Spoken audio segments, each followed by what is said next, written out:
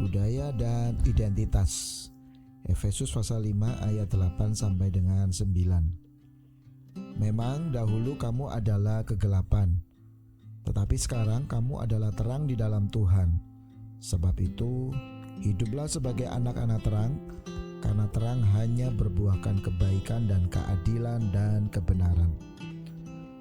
Pada suatu hari diilustrasikan ada seorang raja yang memutuskan untuk berkeliling melihat keadaan rakyatnya dengan menyamar sebagai rakyat jelata. Dalam perjalanan itu, sang raja yang menyamar itu melihat ada seorang anak gelandangan dengan pakaian compang-camping yang pingsan karena kelaparan. Karena belas kasihan di hatinya, sang raja kemudian membawa anak tersebut ke istananya dan mengumumkan secara resmi untuk mengangkat anak ini menjadi anak raja. Raja juga memerintahkan seluruh pegawai istana untuk mengajarkan pola hidup sebagai anak raja. Bagi sang anak, hal itu juga bukanlah hal yang mudah.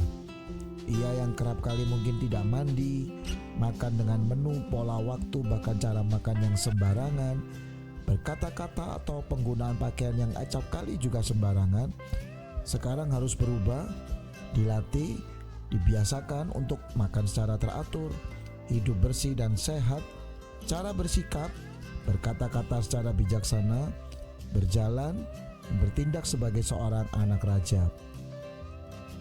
Firman Tuhan yang kita baca hari ini mengingatkan kita kembali bahwa kita semua karena dosa manusia pertama Adam telah membuat seluruh manusia juga memiliki identitas sebagai manusia berdosa yang punya kecenderungan untuk selalu hidup di dalam ikatan dan kebiasaan dosa.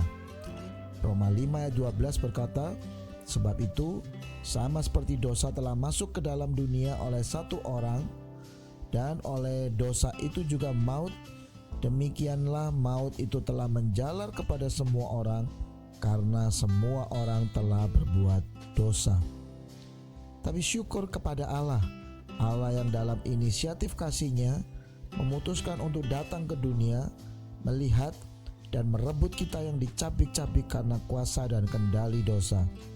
Allah bahkan rela mengorbankan dirinya untuk menebus manusia dari kebiasaan dosa yang dikendalikan oleh iblis. Allah membawa kita yang mau percaya kepada karya penebusannya ke dalam identitas baru, yaitu menjadi anak-anak Allah.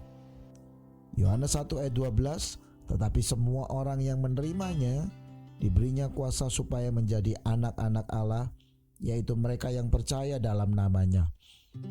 Tetapi saat kita sekarang telah menjadi anak-anak Allah, maka kita perlu dididik untuk memiliki kebiasaan hidup, berpikir, bertindak, berkata-kata sebagai anak-anak Allah, yaitu anak-anak kerajaan. Proses ini bisa menjadi sulit jika kita mengabaikan identitas baru kita dan lebih menikmati identitas lama kita sebagai manusia dengan kebiasaan berdosa. Allah yang sudah menjadikan kita sebagai anaknya akan menggunakan segala cara untuk terus mendidik kita menghidupi gaya hidup kerajaan Allah ini.